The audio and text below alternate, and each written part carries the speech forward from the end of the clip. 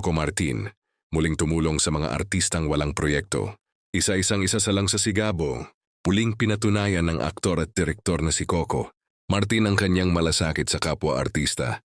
Matapos lumutang ang balita na bibigyan niya ng pagkakatanangkin mga artistang kasalukuyang walang proyekto sa kanyang bagong seryeng Sigabo, ayon sa mga ulat mula sa Showbiz Insiders.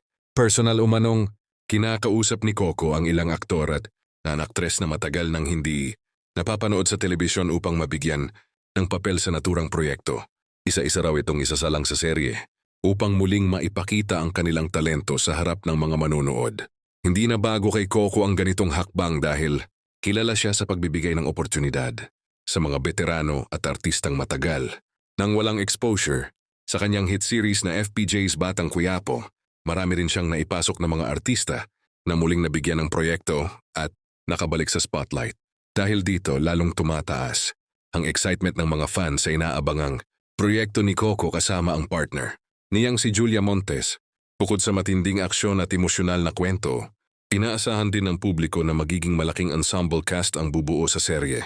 Sa ngayon ay patuloy pa rin umano ang finalization ng casting ng Sigabo, dahilan kung bakit naantala rin ang inaasahang pag-airing nito.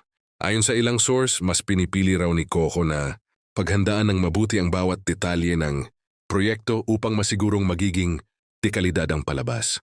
Samantala, maraming netizens ang pumuri sa aktor dahil sa patuloy nitong pagtulong sa kapwa-artista. Para sa marami, hindi lamang bilang bida kundi bilang leader ng isang proyekto, patuloy na ginagamit ni Coco ang kanyang impluensya upang makapagbigay ng trabaho at bagong pag-asa sa ibang mga artista